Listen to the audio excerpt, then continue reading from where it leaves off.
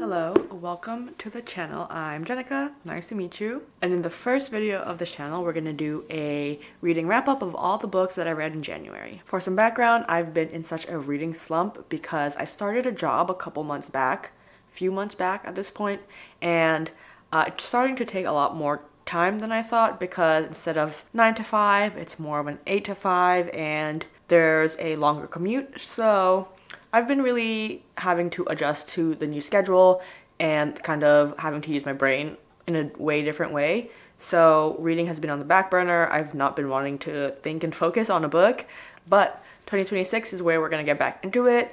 I've really been enjoying it and I've been wanting to read.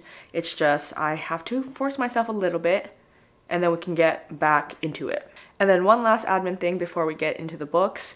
I am a harsh-ish rater. So a 3 out of 5 is still a book that I could recommend to people depending on the person, and I like a 3 out of 5. I don't love a 3 out of 5, but I like it and I can recommend it. So take my ratings with a grain of salt, especially if you're like a more lenient rater. With that said, let's get into the books that I've read in January. So the first book that I finished in January is Bride by Ali Hazelwood. This book takes place in like a modern world where vampires, werewolves, and human kind of live together and coexist. Not great, but like they coexist-ish. So we follow Misery, who is a vampire and the daughter of an important vampire-like leader.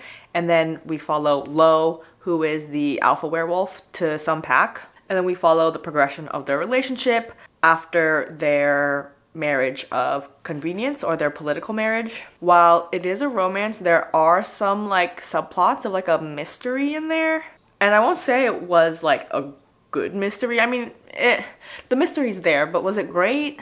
No. Was it good enough to be interesting on top of the romance? Yeah. This was definitely a fun read. I think I really liked actually seeing them exploring interspecies relationships, which sounds a little weird, but also with that said, I think there's some like werewolf lore and werewolf body partage that I'm not aware of, because reading this book I was like, what is that? I thought I read werewolf books growing up as a kid, but there were some things I was like, I don't know if I even want to look that up. And I did have a good time reading this. It wasn't anything like too special, too crazy, but I had a nice fun time. It was a nice light-ish read, and I recommend if you kind of know what you're getting into, if you want a nice fun read, it's a great one. So the second book that I finished, book is a loose term, it was a novella, is Shadow Me by Tahereh Mafi. This is like the 4.5 book in the Shadow Me series. I don't want to say too much on this, obviously, because everything's going to be a spoiler, but it's in the Shadow Me world where we follow Juliet and friends in a dystopian world where a oppressive regime kind of takes over the world. There's action, politics, romance, things that you'd think that there would be in a YA dystopian book. This follows Kenji's point of view, which is a character in the series if you haven't read it, and can't really be too critical on a short book. It's literally like 100 pages. I give it a 3.5 out of 5, which is, I liked it. It was a good fun read, but it was like 100 pages. How much can you really get from that, you know?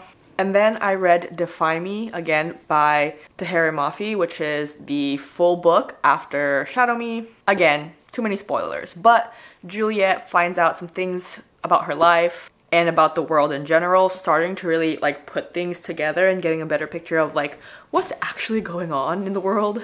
It's a very, very fun read, very engaging. There's like a lot of things going on and different perspectives, which I enjoy.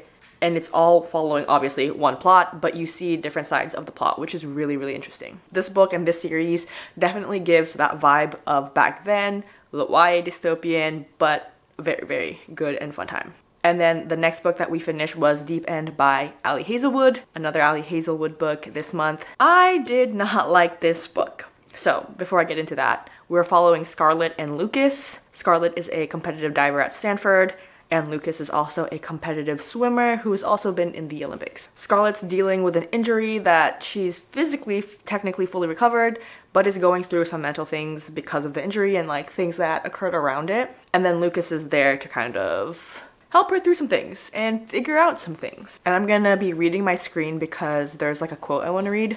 The blurb says, "It was supposed to be temporary, mutually satisfying fling." So in the blurb, it's trying to insinuate that it started off as just as a physical thing, and like it's supposed to be kinky book. It's deep end where they explore kinks and stuff. But I will say that it never felt like that. Even from the very first time, they met, it didn't feel like just a fling.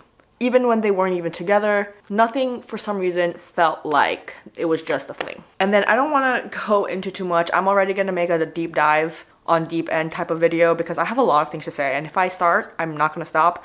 But there's another third character that is somehow connected to both Scarlett and Lucas, and she all of a sudden is the freaking main character of this book, not Scarlett.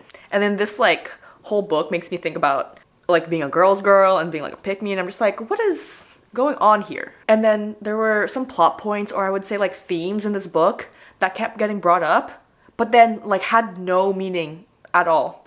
Like, why did that keep coming up? But then nothing at the end is like, oh yeah, this happened. Or like, here's why this was brought up so many times. No reason. So I feel like it could have just been cleaned up, removed some detail. Like, it did not need to be as long as it needed to be. I will say, it's a fun read if you want to be mad and you want to hate a character.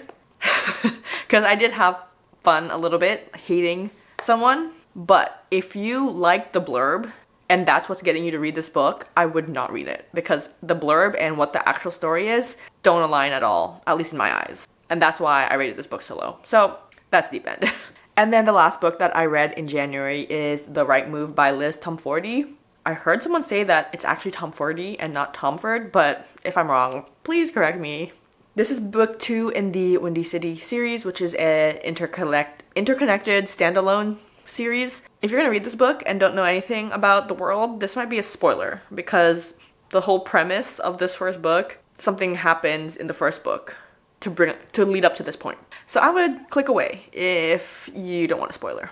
But we follow Ryan Shay, which is in the first book Stevie's twin brother, and we follow Indy, which is Stevie's best friend, and they met through their flight attendant job.